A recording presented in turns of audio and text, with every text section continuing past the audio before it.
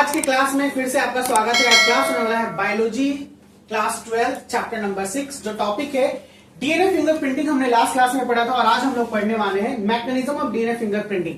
DNA fingerprinting में एक सबसे बेहतरीन टॉपिक हमने देखा कि पॉलीमॉर्फिज्म को दिखाता है और वो सैटेलाइट डीएनए से निकलता है। और सैटेलाइट डीएनए जो होता है वो देखते हैं कि कैसा पिक हाई लेवल पे है, यानी हायर फ्रीक्वेंसी दिखा रहा है या लोअर फ्रीक्वेंसी दिखा रहा है। इस पे हम लोगों ने आइडेंटिफाई किया।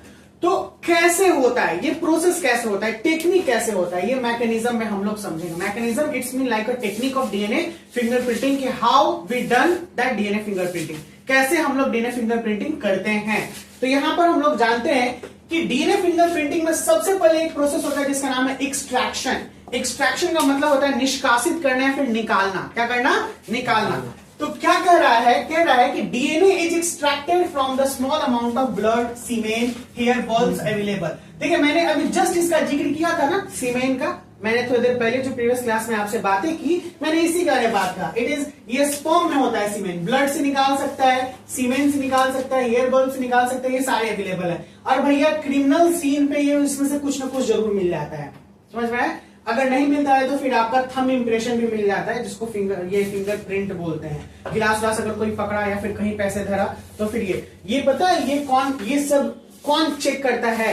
एक बायो में बहुत बेहतरीन कोर्स है फॉरेंसिक, ठीक है। आइए, तो हमने फॉरेंसिक डिपार्टमेंट के बारे में बात करा। अब फॉरेंसिक साइंस एक ऐसा साइंस है, एक ऐसा स्टडी है जो इन सब चीजों के बारे में बताएगा। बहुत कुछ उसमें केमिस्ट्री, बायोलॉजी, मैथमेटिक्स। आपने देखा होगा कई मूवीज में कि जो डिटेक्टिव होते हैं वो जूता का साइज भी पकड़ लेते हैं कि कितना जूता है, जूता में कितना उसका ये होगा, कितना वेटेज होगा, ऐसे करके उसके मतलब जो जमीन पे, क्योंकि हम लोग जब जाते हैं मिट्टी उट्टी में अगर जूता रहता है तो वेट के अकॉर्डिंग वो धंसता भी है, होता है ना, उससे वो डेप्थ पता कर लेगा कि इसका वेट कितना है। वो सब का इतना पढ़ाई होता है, बताया जाता है दिमाग में। तो फोरेंसिक साइंस वाले को भी इस तरीके से पढ़ाया जाता है। पहले डिटेक्टिव होता था, डिटेक्टिव इट इज लाइक वो सारा कोर्सेज करता है फोरेंसिक साइंस का, जिसमें उसको कंप्लीट नॉलेज दिया जाता है कि अगर फिंगरप्रिंट कैसे निकालेंगे, कहीं पे बाल है, एकदम बारीकी से चीजों को वो देखता है। इसीलिए कोई भी क्रिमिनल साइट पे अभी ना यहाँ पे पुलिस पहुंच जाता है और इन्वेस्टिगेट करने लगता है, लेकिन जो बड़े बड़े शहर है, जो बड़े बड़े जैसे कि ऑस्ट्रेलिया या फिर फॉरेन में आप चले जाइएगा,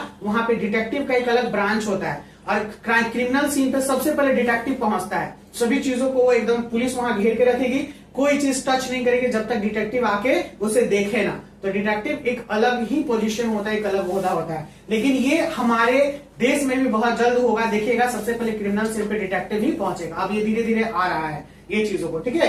तो हमने देखा ब्लड, सीमेन, हेयर बॉल्स ये सब अवेलेबल होते हैं। हम लोग इसमें से क्या करेंगे? निकाल लेंगे, स्मॉल अमाउंट ऑफ चीजों को इनमें से निकालेंगे। निकालने के बाद हम लोग एम्प्लीफिकेशन करते हैं। बहुत सारे कॉपी, जैसे डीएनए का, इसमें से तो डीएनए निकाल लिया हम लोगों ने। अब डीएनए का एम्प्लीफिकेशन का मतलब बहुत सारे कॉपीज बनाना एक टेक्निक के द्वारा बनता है, जिसको हम लोग पॉलीमरेज चेन रिएक्शन बोलते हैं, जिसको पीसीआर बोला जाता है। क्या बोला जाता है? पीसीआर। पीसीआर का फुल फॉर्म होता है पॉलीमरेज चेन रिएक्शन। ये आपका बोर्ड का एमसीक्यू क्वेश्चन है, ठीक है ना। पीसीआर स्टैंड फॉर, ये बोर्ड में कई बार पूछा गया क्लास 12 में। PCR stand for polymerase chain reaction. यहाँ तक कि कंपटीशन के एग्जामिनेशन में भी ये सारे क्वेश्चंस कर देते हैं, बायो से ये सब क्वेश्चन निकालते हैं। नेक्स्ट है रेस्ट्रिक्शन डाइजेशन। भैया रेस्ट्रिक्शन डाइजेशन ये एक इंजाइम होता है, रेस्ट्रिक्शन इंजाइम के जैसा। ये डीएनए को कट करने का काम करता है। किसको कट करेगा? डीएनए को। DNA is cut into desirable reproducible segment. जो डीएनए है एक सेगमेंट का, एक पार्टिकुलर जगह से इसे कट करेगा और उसके बाद इस इंजाइम को यूज करता है, जिसको रेस्ट्रिक्शन इंजाइम हम लोग बोलते हैं। सेपरेशन, अलग करना, कट हो गया तो वो अलग भी होगा। दिस डीएनए सीक्वेंसेस, ये जो डीएनए सीक्वेंस है, हमने जो रेस्ट्रिक्शन फ्रैगमेंट्स जो हमने डीएनए को काटा है, सेपरेटेड किया जाता है एक प्रोसेस के दौरान। इस प्रोसेस को बोलते हैं जेल इलेक्ट्रोफोरेसिस। क्या बोलते हैं? Gel electrophoresis. Each and every point is MCQ and VVI पूछेगा। क्वेश्चन कहता है डीएनए सेपरेट किस प्रोसेस से होता है? Which process which involve DNA separation? क्या हो जाएगा? Gel electrophoresis. नेक्स्ट है साउथर्न ब्लॉटिंग। ये एक टेक्निक है जिसमें जो सेपरेटेड डीएनए सीक्वेंस है इसको फिर जेल ट्रांसफर किया जाता है जेल में। वो जेल होता है नाइट्रोसेल्युलर मेम्ब्रेन, वहां पे जाके चेक करता है कंप्लीटली डीएनए को कि डीएनए का कैसा सीन आ रहा है, कंप्लीटली क्या पता चल रहा है। इट्स मीन ये जो सेपरेटेड डीएनए सीक्वेंस है इसको ट्रांसफर किया एक नेक्स्ट चैनल के लिए, जिसका नाम है नाइट्रोसेल्युलर मेम्ब्रेन, वहां पर। अब यहाँ पे हाइब्रिडाइजेशन करेगा। हाइब्रिडाइजेशन का मतलब होता है मैच करना। With probe the the DNA sequence complementary to VNTR sequences, यानी जो भी VNTR variable number of tandem repeats है, जो हमने जस्ट प्रीवियस क्लास में बताया था वीएनटीआर, उसको क्या करेगा, इसमें क्या करेगा, इस सीक्वेंस को देखेगा कि किसका कंप्लीमेंट्री यानी कौन पूरक है, ठीक है ना, कंप्लीमेंट्री यानी कौन इससे मिलता जुलता है। और फिर उसके बाद एक्सरे फिल्म पे एक्सपोजर करता है मेम्ब्रेन को, जहां पे स्पेसिफिक बैंड को डेवलप किया जाता है और पकड़ा जाता है कि ये बैंड किससे मैच कर रहा है, ठीक है ना, हर एक चीज का। अब हम कह रहे हैं कैसे होगा, ये एप्लीकेशन में मैंने बताया, लेकिन मैं बात कर रहा हूं।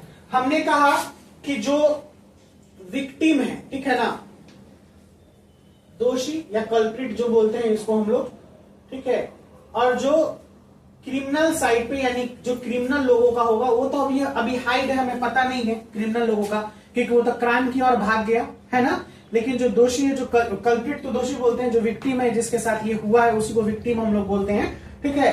तो मान के चलते हैं कि कोई डेथ कर गया, तो उसके बॉडी पे कुछ तो एविडेंसेस होगा, ठीक है। जैसे अगर मान के चलते हैं कि कोई रेपिस्ट है, तो रेप करके चला गया, भाग गया, लेकिन विक्टिम के बॉडी पे कुछ तो उसका प्रभाव होगा, तो फिर उसे क्या किया जाता है, वही मेडिकल चेकअप के लिए भेजा जाता है, जो आप हमेशा ये चीज सुनते हैं। मेडिकल चेकअप में क्या किया जाता है, यही चीज किया जाता है, इस सीमेन को देखा जाता है, अगर सीमेन है वहां पर, और नहीं तो उसके बॉडी पे, उसके कपड़ों पे देखा जाता है कि कुछ तो जैसे जो सीमेन का पार्ट चाहे जो भी चीज है वो लग जाता है। तो वहां से क्या निकालेगा, उसको निकालेगा, डीएनए निकालेगा, डीएनए निकालने के बाद पीसीआर करेगा, फिर वहां पे कट करेगा, सेपरेशन करेगा, साउथर्न ब्लोटिंग और हाइब्रिडाइजेशन में उस डीएनए को, और जो पकड़ के लाया है सबको, ठीक है ना, जिसको पकड़ के लाया, इसका डीएनए तो तैयार कर लिया, लेकिन अगर बोल रहा है कोई जो कल्प्रिट है, जो दोषी है, जो क्रिमिनल है, वो भागा, नहीं हमने नहीं किया है, तो उसका भी डीएनए टेस्ट करेगा, दोनों मैच कर जाएगा, तो वो क्या हो जाएगा, दोषी हो जाएगा। यही चीज है, यही यहाँ पे बात कर रहा है। एप्लीकेशन में it is used to effectively in the forensic science, इसे फोरेंसिक साइंस में यूज किया जाता है जनरली,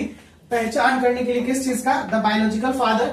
अगर कोई फादर है और कहता है कि नहीं ये मेरा बच्चा नहीं है, तो कोई भी जैसे माँ है वो क्लेम कर सकती है, या कोई भी बच्चा क्लेम कर सकता है कि ये मेरे पिताजी हैं।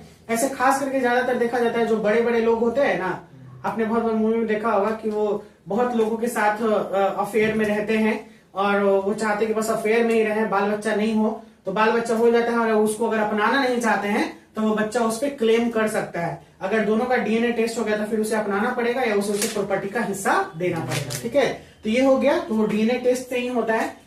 हमारे भारत देश में भी कई लोगों पे ये हो चुका है, ठीक है। और नेक्स्ट है the criminal such as a murderer and rapist, ये सब के ऊपर भी ये टेक्निक को अपनाया जाता है। जो मर्डर करके भाग गया तो उसका भी जैसे छुरा भगते हुए अगर ब्लड और उसका मिक्स कर गया चाहे कुछ भी, तो ये चीज समझ में आया। बहुत ही बेहतरीन क्लास था, बहुत ही बेहतरीन टॉपिक था ये जो हमने पढ़ा चैप्टर 6। अब 7 हम लोग का चैप्टर स्टार्ट होगा नेक्स्ट क्लास में, जिसका नाम है इवोल्यूशन, ठीक है। बहुत ही बेहतरीन, उसे मिस मत कीजिएगा। चलिए मिलते हैं नेक्स्ट क्लास में, bye bye, take care, see you soon.